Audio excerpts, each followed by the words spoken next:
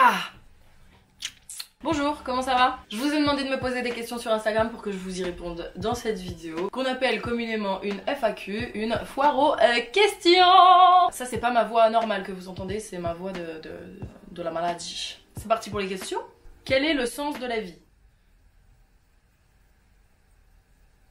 Je crois que c'est par là. Est-ce que tu te considères comme introverti? Non, et je pense que les gens me considèrent plutôt comme extraverti, mais c'est hyper mitigé, genre je pense que je suis ni l'un ni l'autre en constance.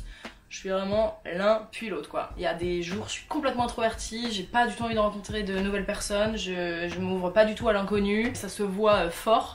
Ça peut être très désagréable pour les personnes en face, mais j'ai vraiment un effort surhumain pour moi que de sociabiliser avec des gens que je connais pas. Et il y a des fois où je suis super extravertie, trop envie de rencontrer des nouvelles personnes, gros smile et tout. Je suis ni l'un ni l'autre, je suis complètement les deux. As-tu des projets? Là en ce moment j'écris une série, je suis avec ma boîte de production en train de chercher des moyens de diffuser cette série. Donc voilà, je peux pas trop en dire plus, mais en tout cas c'est vraiment mon projet perso d'écriture qui me fait kiffer en ce moment. Qu'est-ce que j'ai comme projet?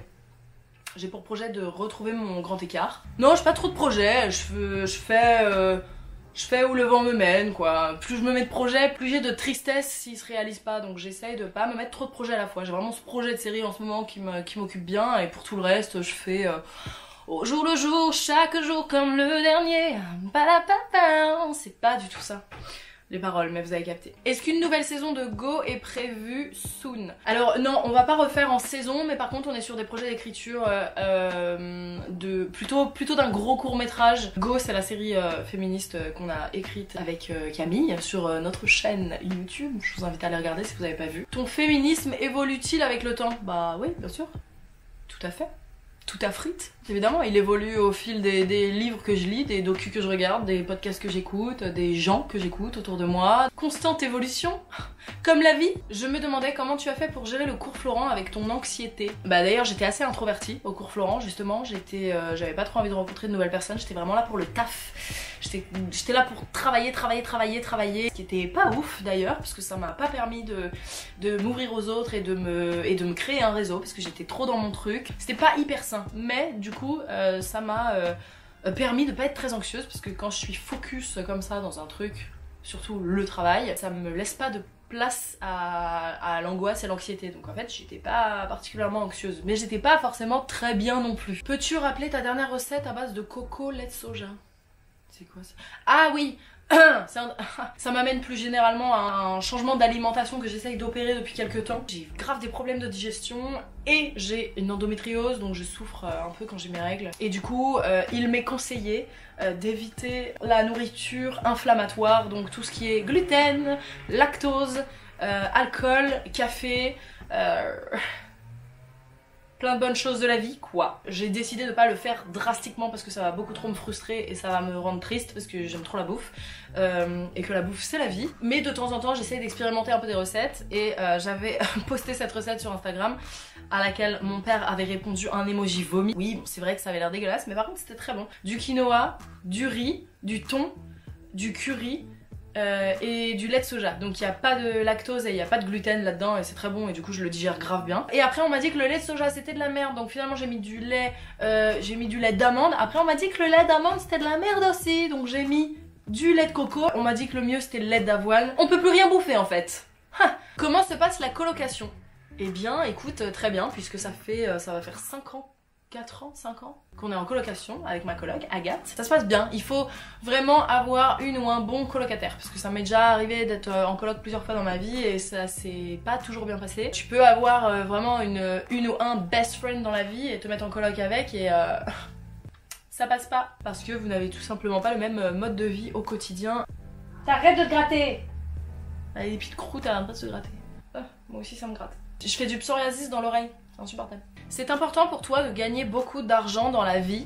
Eh bien écoute, c'est une question que je me pose vraiment beaucoup dernièrement. J'ai un peu grandi avec le je veux trop plein de thunes, je veux trop la richesse, c'est trop ça le bonheur. Là, moi je gagne correctement ma vie, ça va, enfin c'est pas une folie non plus, mais je gagne correctement ma vie, je peux payer mon loyer et je peux genre aller au resto avec mes amis quoi, tu vois, et je peux partir en vacances, ce qui est déjà un privilège de ouf par rapport à une grande partie des Français. Donc en fait j'essaye un peu, je sais pas, j'essaye un peu de revoir pas mal mon rapport au capitalisme ces derniers temps, et surtout depuis le Covid, le rapport à la nature. Oui en fait, a priori c'est important pour moi de gagner de l'argent, mais est-ce que c'est important pour moi d'être riche et de gagner beaucoup d'argent? Peut-être pas en fait. Peut-être que j'ai un peu envie de revoir à la baisse mes envies de gagner trop de fric, parce que je suis déjà heureuse avec ce que j'ai. Je me dis par exemple, là depuis le coronavirus, ça fait 2 ans que je suis pas partie loin en voyage et je ne suis partie que en France avec des amis et avec ma famille, et j'ai passé des bêtes de vacances trop heureuses, et c'est des vacances qui coûtent 2 fois moins cher que d'aller au bout du monde faire un voyage de ouf, tu vois. Et donc ça m'a permis de me dire mais c'est bien aussi ça. Je suis très partisane des petits plaisirs de la vie, et du coup les petits plaisirs de la vie ne sont pas forcément les plus coûteux, et pourtant ils sont tout aussi kiffants, pour ma part en tout cas. Tu vois ta vie comment dans 10 ans? Je déteste cette question depuis toujours, je déteste qu'on me pose cette question parce que c'est un gouffre d'angoisse pour moi que d'imaginer comment je serai dans 10 ans. M'imaginer plus tard, c'est m'imaginer me rapprocher de la mort, et la mort est mon angoisse ultime. J'ai jamais répondu à cette question et je ne peux pas y répondre parce que j'ai très peur du temps et très peur du futur. Veux-tu te marier avec moi? Si oui, quelle date? Donc non. Tu as vraiment 23 ans? J'ai pas du tout 23 ans. Ah, je suis trop contente si je fais 23 ans. Enfin, je suis trop contente. Non, on s'en fout de faire plus ou moins que son âge, mais j'ai tellement peur du temps, comme je viens de dire, que j'aimerais bien avoir 23 ans. Donc non, j'ai 29 ans, par contre. J'ai pas 23 ans, j'ai 29 ans, bientôt 30, ça me terrorise. Je n'ai pas de questions, mais tes vidéos sont un beau moqueur. Merci beaucoup, ça fait trop plaisir. Et moi, c'est ces commentaires-là qui sont un beau moqueur, donc Tu as un autre boulot en plus des réseaux et du podcast? Non, donc pendant longtemps je bossais dans la restauration pour faire tout ce que je faisais à côté, donc l'époque où je faisais encore beaucoup de théâtre, et ensuite quand j'ai commencé YouTube, donc j'ai bossé dans la restauration genre 8 ans, un truc comme ça. Et là ça fait 2 ans que je ne bosse plus du tout dans la restauration parce que voilà, je m'y retrouve suffisamment sur les réseaux, donc je suis trop contente. La signification de tes tatouages. Mon plus ancien tatouage c'est celui-là, que j'ai fait à 18 ans, donc qui est une frise de petits bonhommes. Chaque bonhomme a une signification très personnelle. La famille, l'adolescence, les amis, le théâtre, tous mes plaisirs simples de ma petite vie. Après j'en ai un autre mais il est à côté de la touche, donc je vais pas vous le montrer. Et après j'ai ce triangle que j'ai fait aux États-Unis avec 2 copines quand on avait fait un road trip pendant 3 mois.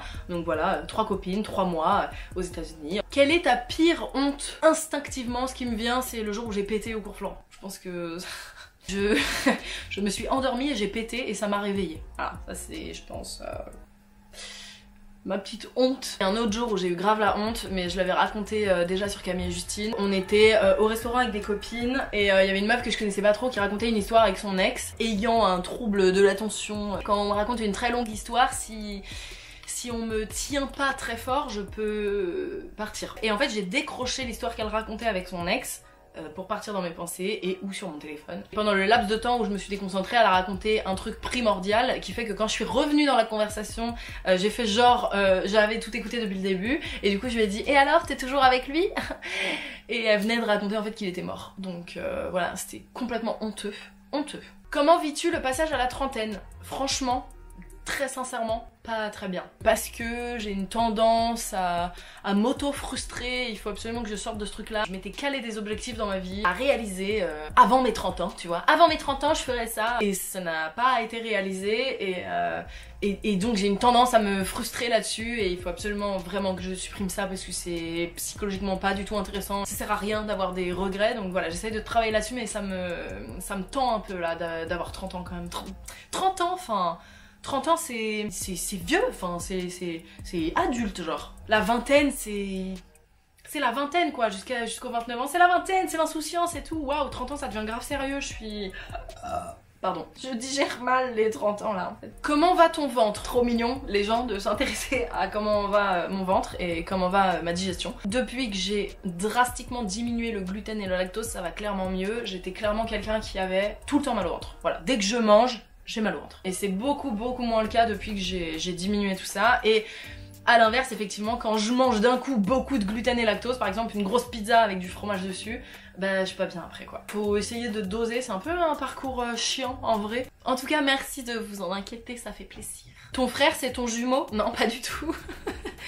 Non, mon frère a 25 ans et moi 29, nous avons 4 ans d'écart, ce n'est absolument pas mon jumeau.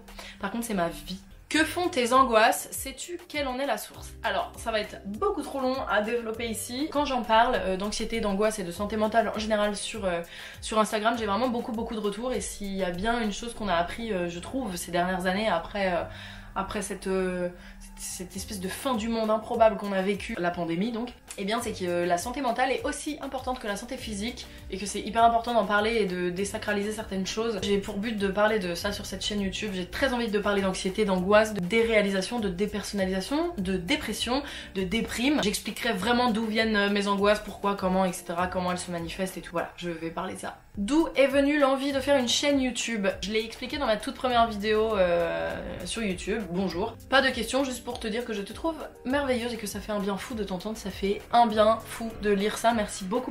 Donc je mets aussi ces petits carrés là parce que comme ça je me flatte l'ego en même temps. Comment vous arrivez à garder votre énergie militante malgré les commentaires haineux H24? Bah parce que pas le choix, voilà. On a décidé de prendre ce chemin dans la vie, de mener des combats, donc on garde l'énergie quoi qu'il arrive, on peut avoir des coups de mou à plein de moments. Et puis on fait avec. Mais il y a des fois où c'est très difficile, surtout quand moi personnellement je suis dans une période super anxieuse, ça me rajoute de l'anxiété vraiment. La haine sur les réseaux sociaux, les haters et les gens cons, et bah ça fait mal. Mais bon, on fait avec. Aimes-tu le rougail saucisse? Je ne crois pas. J'aime pas les... C'est quoi le rougail saucisse? J'aime pas la saucisse. C'est quoi ton genre de cinéma préféré? Plein. Je vais te dire mes réalisateurs préférés. Il y a beaucoup plus de réalisateurs que de réalisatrices, malheureusement. Bertrand Blier, un de mes bests. Michael Haneke. J'aime bien les films un peu chelous, bizarres. J'adore Lars von Trier, vraiment, genre fort. Un de mes films préférés, c'est Mélancolia de Lars von Trier, tu vois. Ça, c'est... Qu'est-ce que j'aime comme réalisatrice? J'adore Julia Ducournau. J'ai adoré son film Grave. Après, j'adore le cinéma ultra esthétique. Je kiffe trop le cinéma de Wes Anderson. Et j'adore incontestablement tout le cinéma animé de Miyazaki. Te considères-tu comme dépressive? J'ai fait une grosse dépression. Est-ce que je me considère comme dépressive? Je sais pas. J'ai bien l'impression que quand on fait une dépression une fois dans sa vie, on est amené à en refaire potentiellement. Je touche du bois, j'aimerais ne pas refaire de dépression si possible, mais peut-être que je n'y échapperai pas. Où en es-tu dans ton projet d'adopter un chien? C'est une envie dévorante. Je suis plein de comptes d'associations d'animaux sur les réseaux. Je repère des chiots toute la journée. Je le veux. Alors ce qui m'empêche, c'est que j'habite dans un appart à Paris et qu'il y a Minette. Ah, elle est où? Elle est plus là. J'attends des changements dans ma vie qui me permettraient d'avoir accès à un jardin de manière régulière, même si vraiment je ne juge aucunement les gens qui ont un chien à Paris. Au contraire, je pense que les chiens ont de toute façon une meilleure vie dans un appart à Paris avec des maîtres et des maîtresses qui les aiment plutôt que à la fourrière, donc voilà. Ton dernier crush musical? Je pense que c'est Doja Cat que j'écoute vraiment beaucoup en boucle, que je kiffe, qui me met dans un bon mood. Comment va Minette et surtout comment tu vas toi? Minette va très bien, elle vit sa meilleure vie comme d'habitude, caressée du matin au soir et du soir au matin par ses deux maîtresses, ses deux mamans. Comment je vais moi? Je vais bien.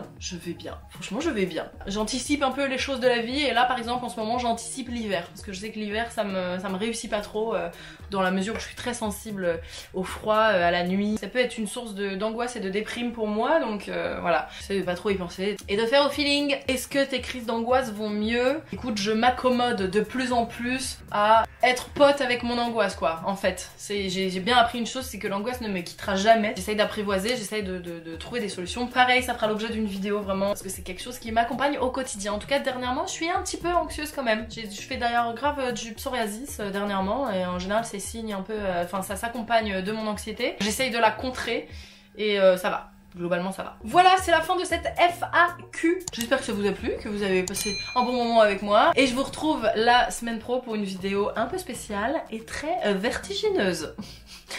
Oh là là, je suis trop chaude en teasing. J'espère que ça vous donne envie. Hein. Bisous tout le monde, salut.